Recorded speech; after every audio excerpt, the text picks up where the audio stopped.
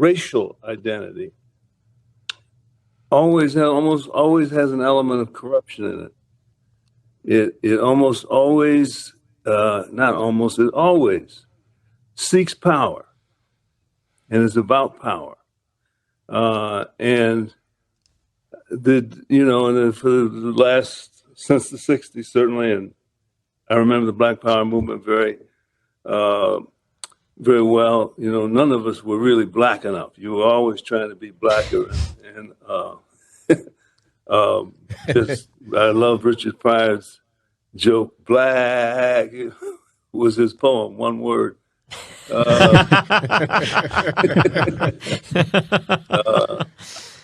And you kind of, if you think about it, you kind of say, I grew up in the same kind of neighborhood that Bob just described. And there was family life, and there were fathers in every house. There was, schools were terrible, but they even began to resist that. And there was a real fundamental human coherence that we shared with all other people. I remember my father asking me in the 60s when I was into Black Power, well, what is identity? I haven't really answered him well yet.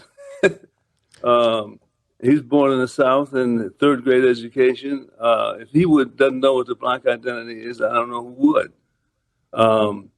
I think we use it for, particularly today, we came to use it in the 60s as a kind of symbol of victimization. So when you were Black, you were a victim. We put into place this idea that to be a strong and a down brother and sister, you had to be fighting and protesting racism. And it implied a kind of political activism, the Black identity. And to some degree, I think that made some sense there, because identity is always defensive. It's always defending against some larger force in the world. And so that's what it was in the 60s.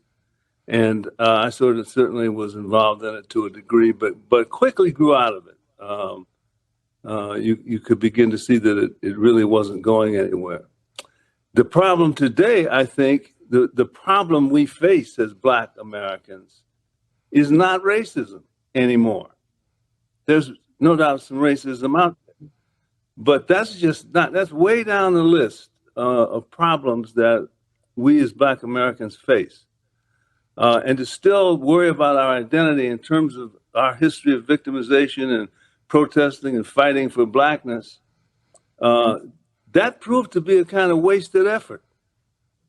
It didn't lift us up. It confused us. It made us think race is really meaningful when there's really nothing to it. It's a void. It's empty. It's something people go to when they want to do something a little nefarious. If I try to sell you that I'm Black and so forth, and therefore let's make a deal over here, is the way it goes. Our Black leadership today is pretty much entirely devoted to precisely that use of identity as a wedge, as leverage, to gain power and money, and to get organizations and universities and so forth to give us things. Well, my sense is that our great problem today is not victimization and racism, but freedom. And we've used identity because we're afraid of freedom. Freedom is a fearful, awesome thing to have to face up to, particularly after you've been through 4 centuries of oppression. And have really very little experience with anything remotely like freedom. But freedom is demanding, and it asks everything of you. It makes you responsible for yourself in ways that are always going to be difficult and challenging. And so if you don't do well, you don't know how to proceed down that path, and we as blacks didn't in the 60s, how can you come out of 4 centuries of oppression and know precisely what to do? It's taken us 70, 80 years now to begin to really think about let's look at our real problems and stop, thinking that somehow or other culture and identity is going to do anything for us. We have to understand those things don't count in freedom. What counts in freedom is all that boring stuff, really difficult, demanding values, hard work, family life, responsibility, same things that work for all human beings are the only things that are going to ever work for Black America. And the idea that our blackness is going to somehow help us or facilitate that is a delusion that we need to move on away from at this point, and be suspicious of. Understand this is one of history's little traps. Sort of seduces you into thinking, well, your identity, if you're just black, that'll do it. No, it won't. It won't do it. And of course, all the statistics that we are all aware of prove that. We're behind in almost everything of meaning in American life. Well, that's identity. Because identity is not, it's not a muscle. It's not an active force. It's an avoidance of the challenges of freedom. Anytime I hear anybody talking about identity today, it's avoidance.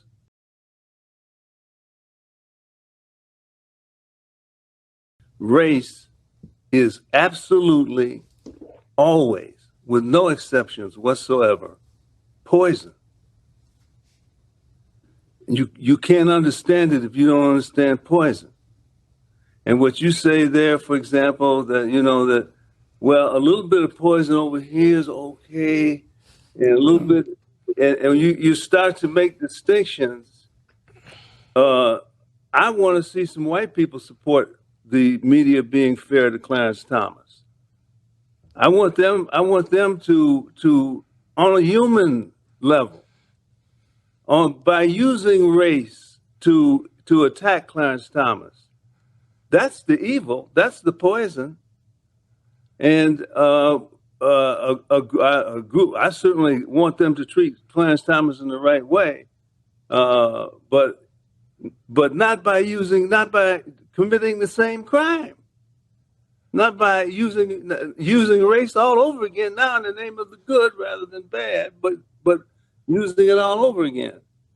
It's dangerous. It's none of us are smart enough to find a good, effective, morally clean way to use race. It's always a little dirty.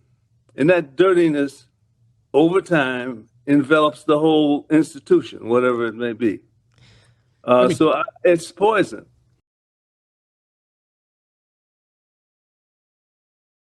Well, it sounds so innocent, doesn't it? It just sounds so innocent. What's the deal? Now, use certain examples I'll skip, but that's the way poison spreads. It's just a little bit. It's not a big. Come on. What's wrong with what about the dignity? Because that won't work. That won't get you anywhere. Identity is the result of human behavior. It is not the creator of great things. It doesn't create a damn thing. It is the result. And I am proud of what Black Americans have contributed to music. There's nothing comparable on the whole globe. I mean, it really does, in the most simplistic, emotional way, make me feel proud. That does not mean that the nation I live in has any obligation to me and my race. They don't. And when they did, you saw what that was about. One does not preclude the other.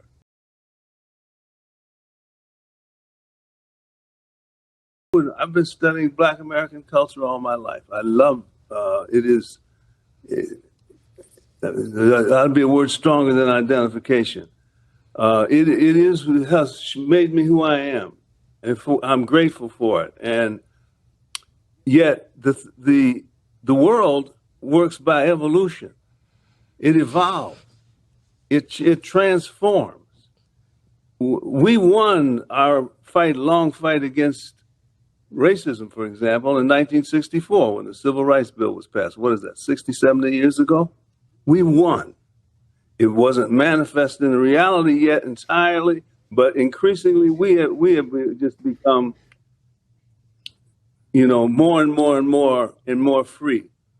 And at this point, it seems to me we are balking in the face of freedom. We are intimidated by what it asks of us, and some of that is that we're going to be sort of ripped away from that narrative that you mentioned, and we're gonna have to invent ourselves as free men and women, and we're gonna have to change what it means to be Black. And I would. It doesn't just mean responding to racism and hatred. It did it at one time, but today, we Black people, our biggest problem is modernity, the modern world. We're unprepared to live in it, to thrive in it. That's our problem. And maybe there's a little racism in there somewhere, but the real problem is California last year, black kids who graduated from high school read at an 8th grade level. That's the problem. The biggest problem that we have in Black America is, and what keeps us down and distinguishes us in a negative way, is that the one thing we don't have 4 centuries of experience with is freedom. And that it just simply is not a part of that is what oppression is the denial of freedom. When you are not free to agent your own future, you adapt to whatever is. One of the problems of Black American culture and history is that we adapted probably way, way too much. It's a kind of negative in our cultural history that we didn't fight to the death, that we didn't Patrick Henry, that we found a way to adapt to a system that completely oppressed us in every conceivable way. We carry that, I think, and it's a source of bad faith within the group. It's a source of I can't swear in this dignified forum, but an impersonate is something I also grew up with in the Black community. As though, don't tell me I'm like everybody else. There's a sort of sense, no, I'm on the lowdown. We have a lot of work to do there, but the main problem, let me not stray. History denied us, weakened us, so that we are not able to join the modern world in an easy way. And we keep putting the emphasis on racism and collective action, whether you're race and all this sort of thing, when the problem is we are not competitive. We're undereducated. We're culturally backward. We have some values that are self-destructive. We have a lot of work to do before we actually have the dignity, win for ourselves the dignity that makes us on par with other groups, with other elements of society. That's entirely on us, and we need to get busy with that at this point in time. But I want to say more, but time is passing.